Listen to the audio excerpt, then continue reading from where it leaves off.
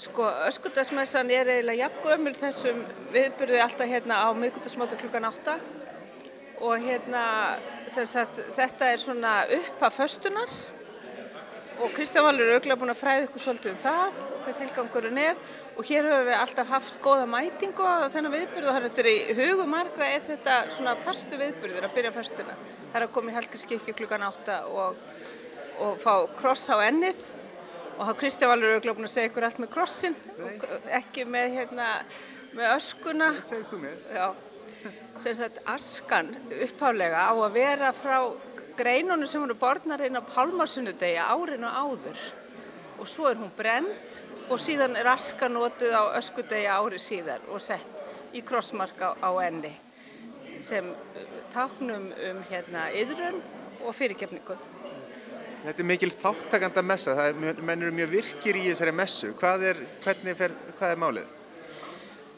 Sko, ég held bara að málið sé að þetta hefur alltaf verið svona. Það hefur verið forsöngvari sem sagt úr hópnum sem að leiði sönginn á móti sem sagt presti sem þjónar og þessi söfnur bara virkur og þau velja sjálf sálmana.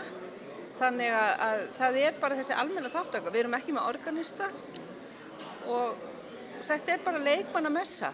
Það eiginlega það sem kannski líka skemmtilega við þetta. Þau sjá hugveikjuna, þau sjá að velja sálmana og þau leiða sönginn, þau taka þátt í þjónustu við útdeilingu.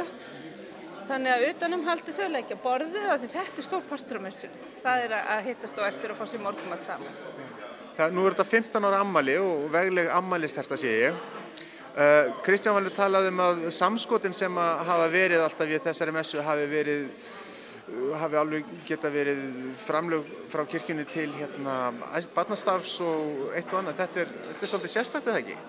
Jú, ég held sko, við erum kannski svo vön þessu í Hallgrímskirkju, við erum alltaf með samskot í hverri messu og þetta náttúrulega bara sama hér og það sérstaklega einn okkar föstu meðlima sem reyndar ekki í dag og ég eiginlega geta að tala meðlimi, þetta bara einn af okkar föstu safnaðar gestum að hann hefur lagt ríka áherslu á að það hefur alltaf verið talað að hluti af þessu samskoti með að fara til samhjálpar, kaffistofu samhjálpar. Þannig að þessi peningar hafa dregist saman í 100.000 á þessum árum og jafnvel milljón. Ég þori ekki alveg að segja. Skemmtilegt. Já. Hvað svo á döfinni hjá ykkur? Já, það í Hallgrímskirkju. Heyrðu, það alltaf náttúrulega okkar helgihald helgar og svo þessi messa á miðvikudögum. En svo erum við að byrja með í dag og það kannski það sem mig langar helst til að segja frá. Það að við ætlum að byrja með hádegiserindi sem að verða núna næstu 5 miðvikudaga og þetta verður að bjóða fólki upp á að koma hingað í hádeginu og fá fræðslu og spjalla guðsmyndir og guðstrú. Og við ætlum að leita fanga í bókmenntum og í dag ætlar Pétur Pétursson að fjalla ljóð Matthíasar Jóhannesson og ætlar að vísa náttúrulega helst í Sálmar og Atómöld sem er ljóðabók eftir Matthías Jóhannesson. Næst verður Gerður Kristný. Hún ætlar að tala trúarhugmyndir í sínum bókum og hennar erindi heitir 10 fingur upp til Guðs. Síðan kemur Aðalsteinn Ásberg næsta miðvikudag þar á eftir. Hann ætlar að fjalla sálmana sína sem hafa verið sunglir hér við lög Sigurðar Flósasonar. Svo ætlar Inga Harðardóttir guðfræðingur sem er starfsmaður hér og æskulýðsleiðtogi ætlar að fjalla Stefán Hörð Grímsson. Ég held að það verði svolítið spennandi og vísa svolítið þar í lokaritgerðina sína og trúarhugmyndir og trú í verkum Stefán Hörð Grímssonar.